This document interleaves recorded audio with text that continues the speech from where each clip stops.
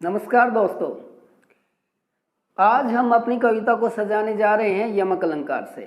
तो आपने पिछली वीडियो में अनुप्रास अलंकार के बारे में जाना।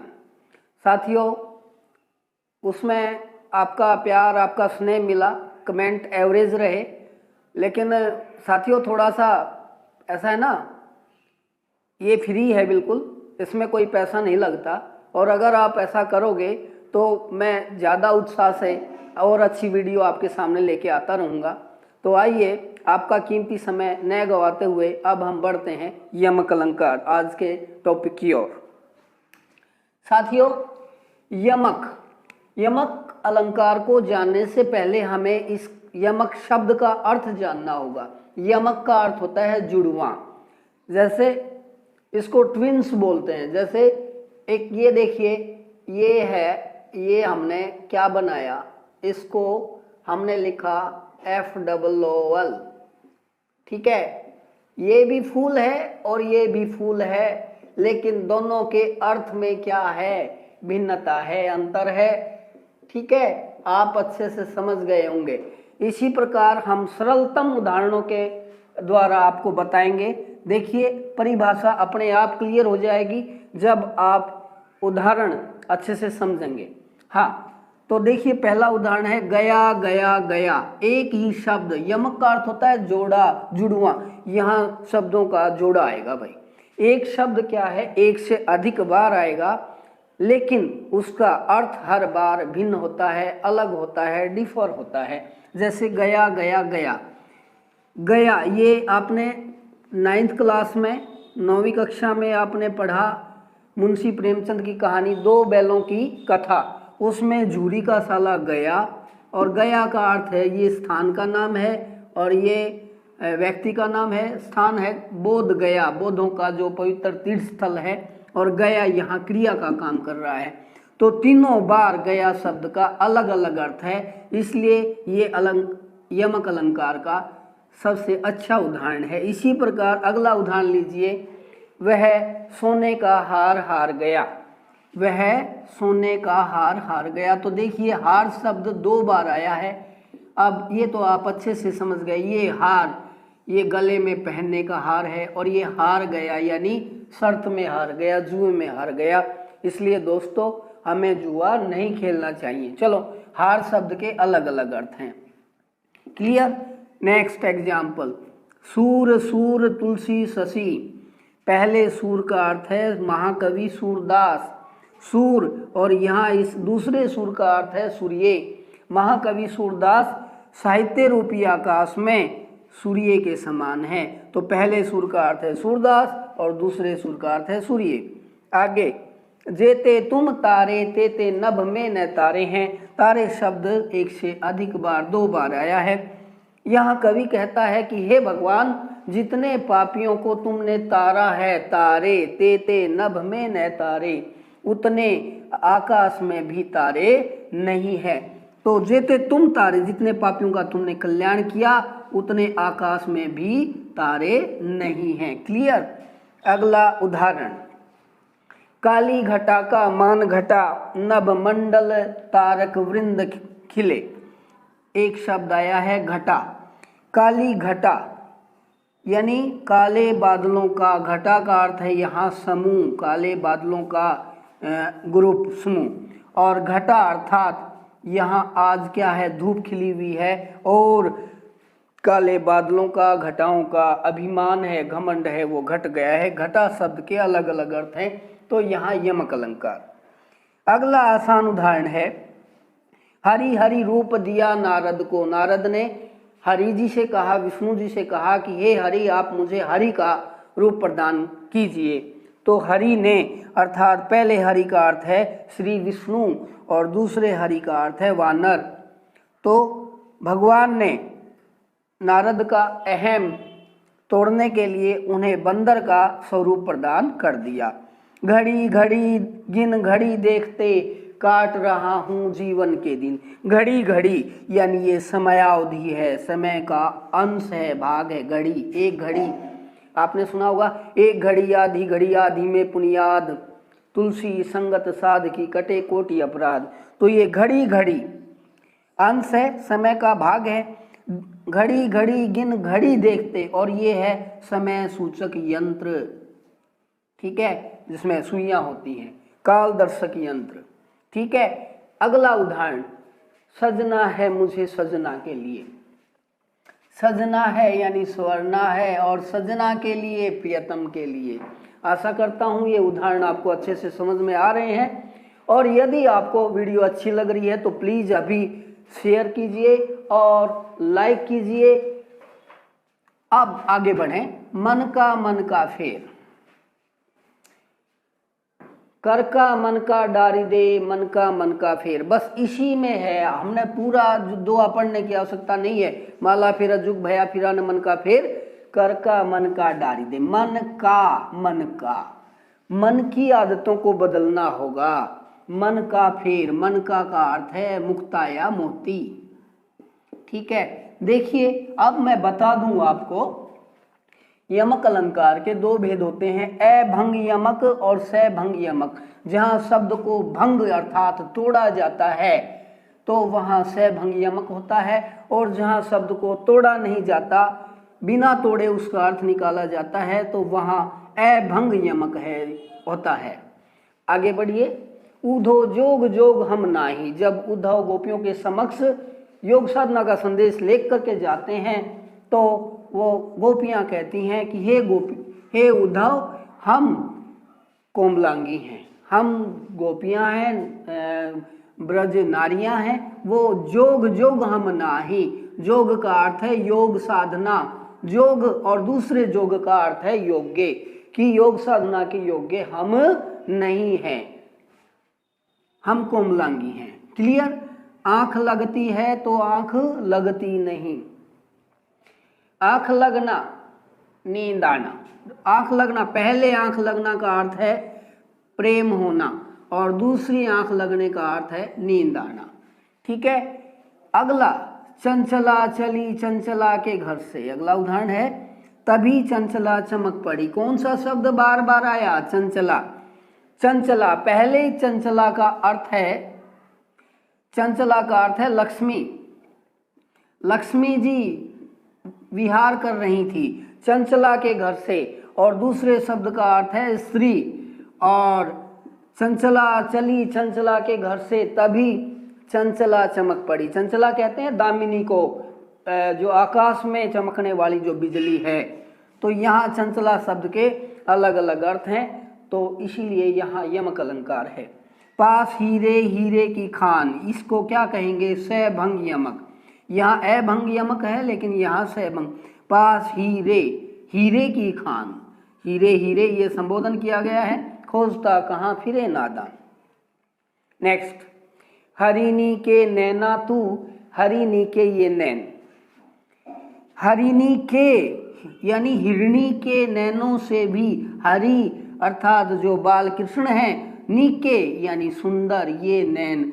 तो देखो हरिणी और हरिणी के तोड़ दिया गया है, इसलिए यहाँ सभंग यमक है। आशा करता हूँ आपको अच्छे से समझ में आ रही है। देखिए दोस्तों, हम अपने पास कुछ नहीं रखेंगे, कुछ छिपाएंगे नहीं। हम पक्षी हैं और आपको भी पक्षी बनाएंगे, उड़ना सिखाएंगे।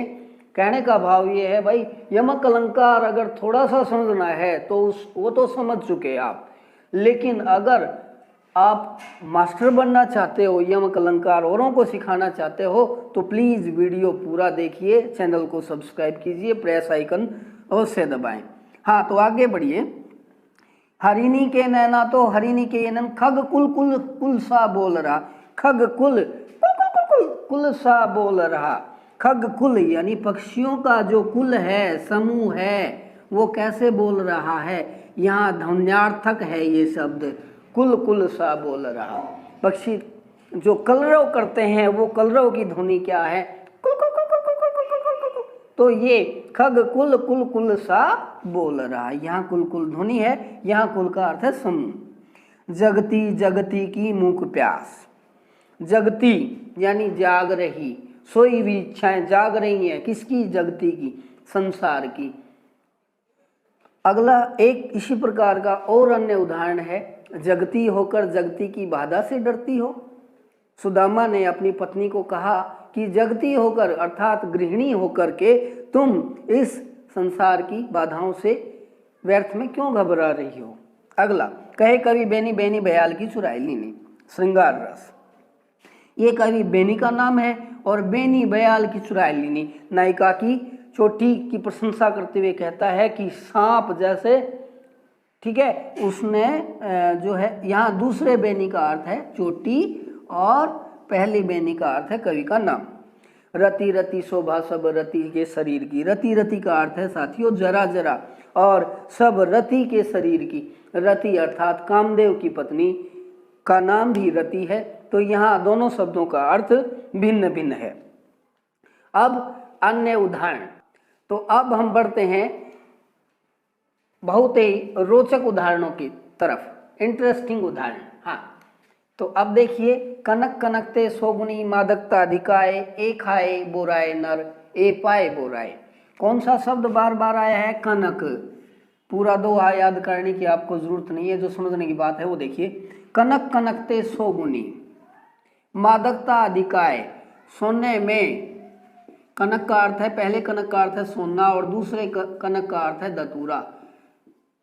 कनक कनकते सोगुनी मादकता अधिकाए, मादकता कहते हैं नशे को।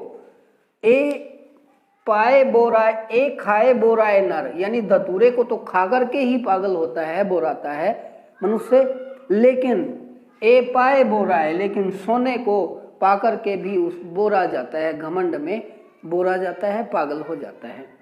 अगला उदाहरण, सोना पाकर, कनक का अर्थ सोना भी होता है, अभी बताया। सोना पाकर भी क्या सुख से सोना होगा, ये सोना यानी क्रिया और ये संज्ञा, ठीक है। सोना पाकर भी क्या सुख से सोना होगा, अलग अलग अर्थ हैं सोने के। न कछु किया न कर सका न करने योग शरीर, जो कछु किया सो हरि किया, भया कबीर कबीर। भया कबीर कबीर, एक ही शब्द बार बार आया है, कबीर कबीर। तो देखिए, पहले कबीर का अर्थ है भया यानी हो गया। भगवान की हरि की कृपा से कबीर जी क्या हो गए, कबीर हो गए, अर्थात दूसरे कबीर का अर्थ है महान, उनकी कृपा से। कबीरा सोई पीर है जो जाने पर पीर, दो बार आया है पीर शब्द। कबीर के अनुसार, कबीर जी के अनुसार वही पीर है जो जाने पर पीर, जो दूसरों की पीड़ा को समझता है, दुख को, वेदना को समझता है। कदम्ब के पुष्प, कदम्ब की छटा। कदम्ब वृक्ष का नाम है और कदम्ब की छटा। कदम्ब का अर्थ है गुच्छा, समूह। कदम्ब की छटा, कदम्ब एक पेड़ का नाम है, उसके ऊपर गुच्छे में, समूह में जो फूल लगे हुए हैं वो कदम्ब पेड़ की छटा अर्थात सौंदर्य को बढ़ा रहे हैं। अब 3 बेर खाती थी वो 3 बेर खाती हैं। जो गोपियां कृष्ण के सानिध्य में रह करके उनके साथ रहती थी तब वो बड़ी खुश थी और 3 बेर खाती थी, यानी ब्रेकफास्ट, लंच और डिनर 3 बार खाने वाली वो 3 बेर खाती हैं। श्री कृष्ण के मथुरा जाने के बाद वो वियोग में अब सिर्फ 3 बेर खाकर ही अपने जीवन का निर्वाह कर रही हैं, गुजर बसर कर रही हैं। नगन जड़ाती थी वो नग्न जड़ाती हैं। जो गोपियां नग जड़ाती थी अपने आभूषणों में, नगन, नगन का अर्थ है नगीने, नगीने बेशकीमती बहुमूल्य जो नगीने हैं वो जड़वाया करती थी, अब वो नग्न जड़ाती हैं। दूसरे नगन का अर्थ है हाँ नगन, तो दोनों नग्नों का जो नग्न शब्द है दोनों का नगन का अर्थ है नंगा। घोर मंदिर पे रहन वारी, घोर का अर्थ है आलीशान, आलीशान, मंदिर का अर्थ है महल, पे रहन वारी, घोर मंदिर में रहती हैं। मंदिर अर्थात जो पहाड़ों की गुफाएं हैं। जो गोपियां कभी महलों में रहती थी, ऊंचे महलों में रहती थी, मंदिरों में रहती थी, वो अब कृष्ण के वियोग में वैरागिन हो गई हैं और अब वो गुफा में निवास कर रही है, रह रही है। पाकर वह एक धोती, प्रतिदिन उसे वह धोती, प्रतिदिन वह थी धोती। धोती ये वस्त्र है और धोती यानी पखारती, क्लीन करती, साफ करती। भूषण स्थिल अंग, भूषण स्थिल अंग, दोनों बार इसका भूषण शब्द आया है, इसका अलग अलग अर्थ है। यानी भूषण जो कवि हैं, महाकवि भूषण हैं, वो युद्ध में थक गए हैं और भूषण स्थिल अंग और उनके जो वो इतने कमजोर हो गए हैं कि उनके शरीर के आभूषण हैं वो उनके अंगों में क्या हो गए हैं, स्थिल हो गए हैं, ढीले हो गए हैं। तो पहले भूषण यानी कवि का नाम है कवि भूषण, और ये दूसरा भूषण का अर्थ है गहना, ऑर्नामेंट्स, जेवर। बांसुरी की धुन कानी परे कुल कानी ही ओ तजी भाजती हैं। गोपियां बांसुरी की धुन कानी परे जब मुरली की धुन सुनते हैं, मुरली की धुन उनके कान में परे यानी पड़ती है, तो कुल कानी का अर्थ है यहाँ मर्यादा, और यहाँ पहली कानी का अर्थ है कान और दूसरा कुल की मर्यादा को ही ओ तजी भाजती हैं, ध्यान में नहीं रखती और वो तुरंत दौड़ पड़ती हैं श्री कृष्ण से जो है मिलने के लिए। तेरी बरछी ने है खलन के, बरछी ने ये है सभंग यमक, और ये है तेरी बरछी ने है यानी दुश्मनों के, शत्रुओं के जो जीने के वरदान हैं उनको छीन लिया है। तू मोहन के उर्वशी हो उर्वशी समान।